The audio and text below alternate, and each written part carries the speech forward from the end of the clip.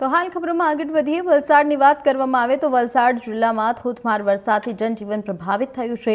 ઉપરવાસમાં ભારે વરસાદને પગલે ઔરંગા નદીમાં ઘોડાપૂર જોવા મળ્યું, જેમાં મોડી રાત્રેથી ઔરંગા નદીના કિનારે નીચાણવાળા વિસ્તારોમાં પાણી ભરાયા હતા, જે પાણીની વધુ આવક થતાં નીચાણવાળા વિસ્તારોમાં છીપવાડ, બરુડિયા વાડ, તરિયાવાડ સહિત અનેક વિસ્તારો જળમગ્ન બન્યા હતા। તંત્રની સાવચેતીને લઈને ગઈકાલે રાત્રે લોકોને 250 થી 300 લોકોને સલામત સ્થળે શેલ્ટર હોમમાં ખસેડવામાં આવ્યા હતા। હાલ ઔરંગા નદીમાં ઘોડાપૂર પાણી વધી રહ્યું છે અને એક રીતે સ્થિતિ તણાવપૂર્ણ મગર નિયંત્રણમાં કહી શકાય।